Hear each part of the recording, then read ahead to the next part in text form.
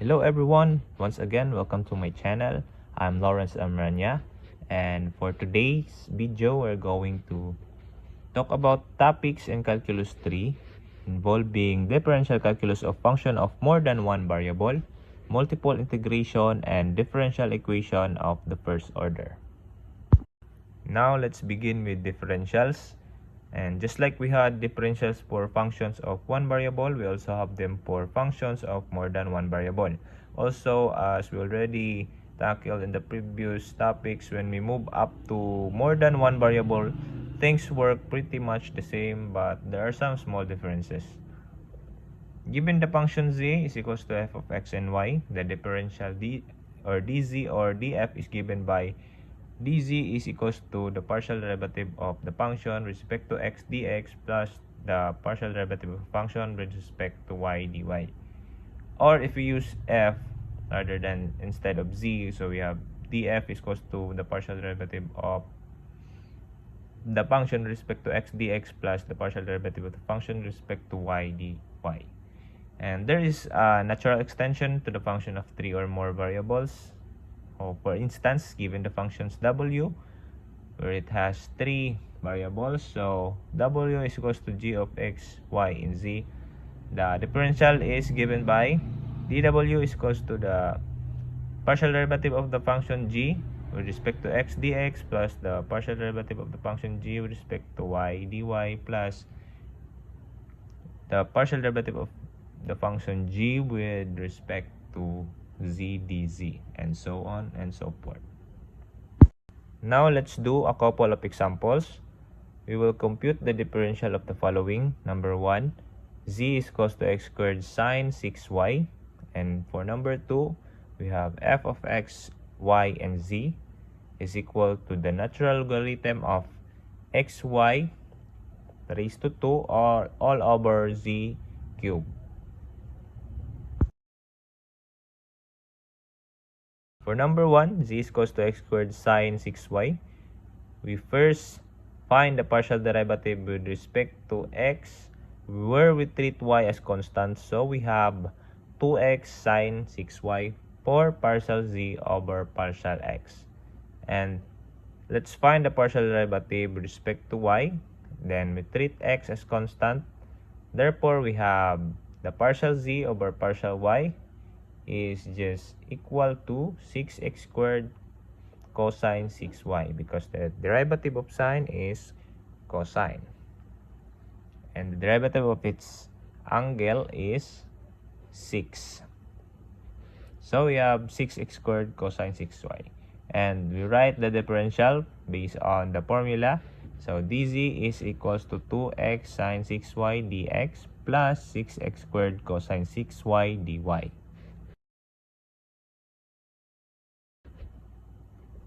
Now for number 2, f of x and y and z is equals to the natural logarithm of xy squared all over z cubed.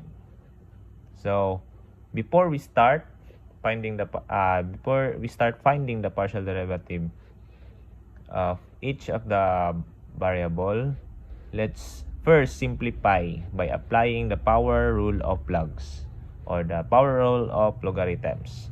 So we are going to transform the natural logarithm of xy squared all over z cubed into ln x plus ln y squared minus ln z cubed.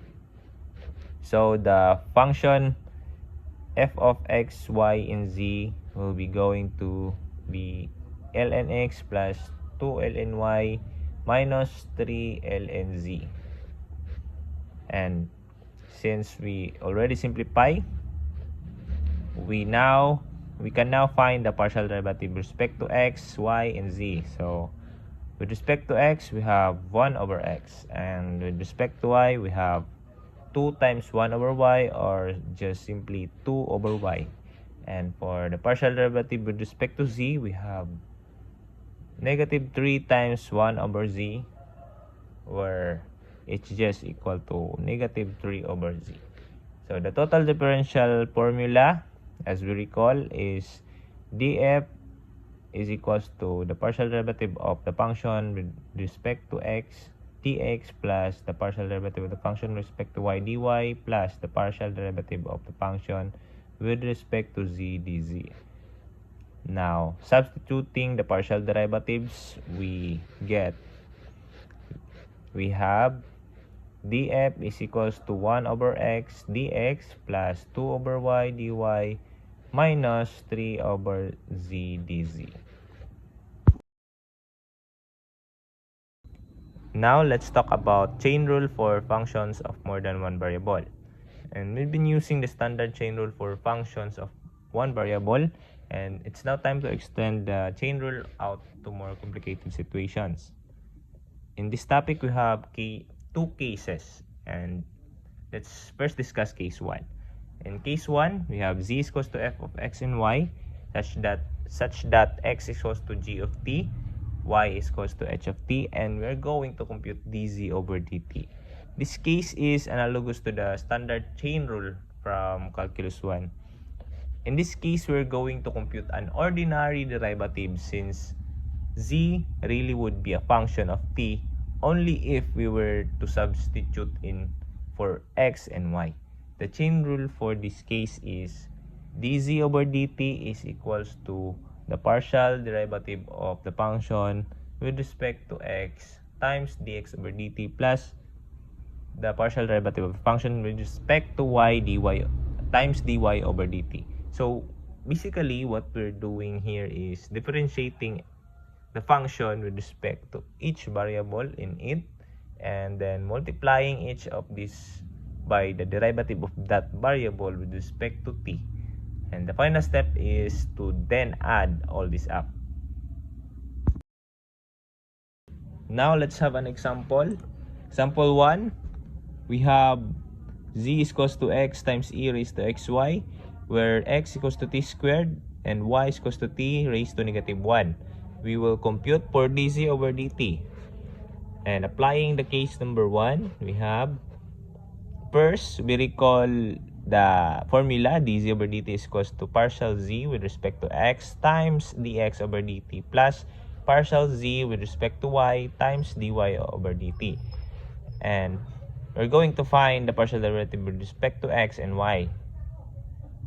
If we compute for the partial derivative with respect to x, we have partial z over partial x,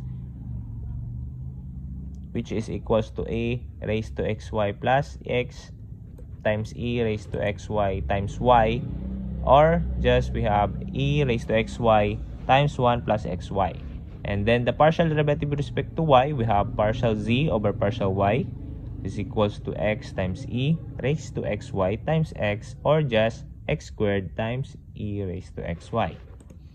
Now, after finding the partial derivative with respect to x and y, we will going to find or differentiate x and y with respect to t. Since the function for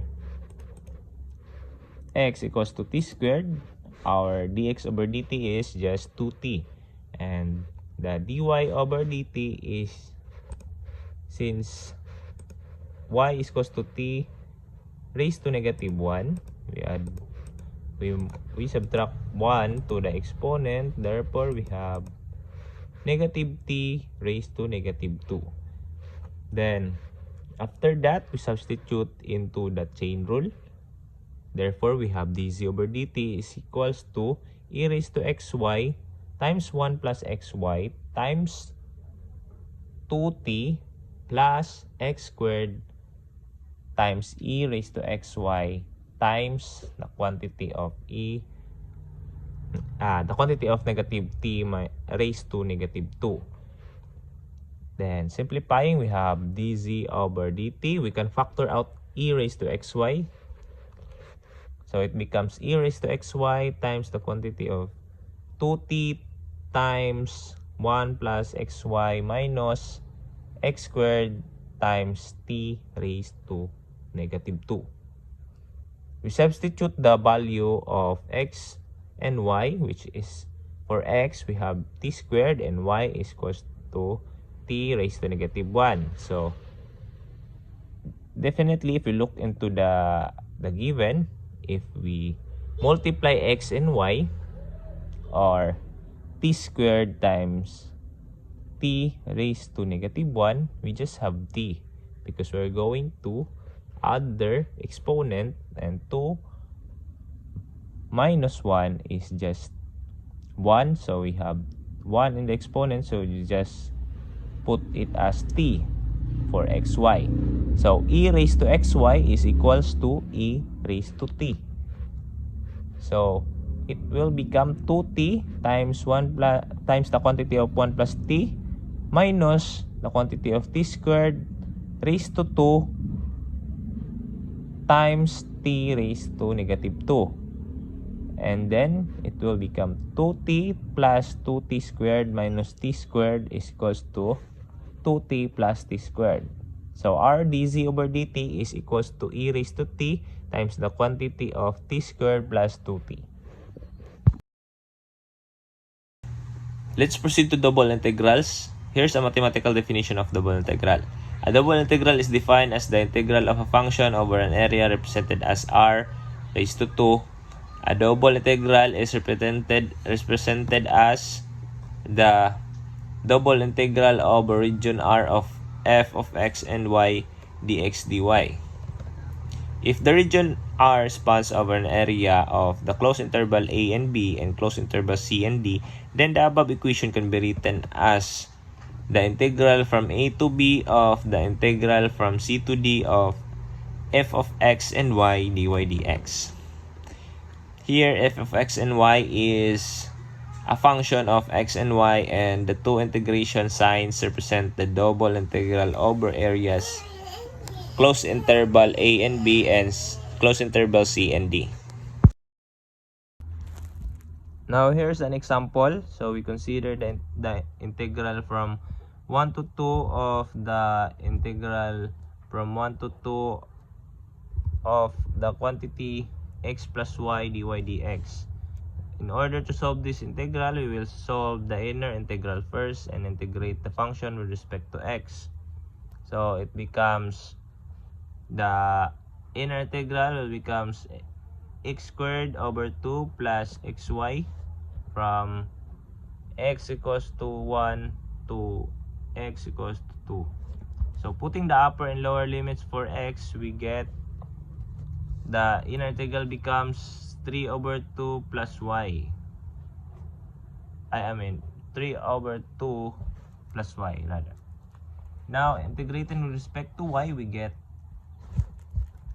3y over 2 plus y squared over 2 from y is equals to 1 to y is equals to 2, then substituting the values of y. So we have 3 times 2 over 2 plus 2 squared over 2 minus 3 times 1 over 2 plus 1 raised to 2 over 2. Simplifying, we have 3. So 3 plus 2 minus 2 equals to 3. So the integral of this is just equal to 3.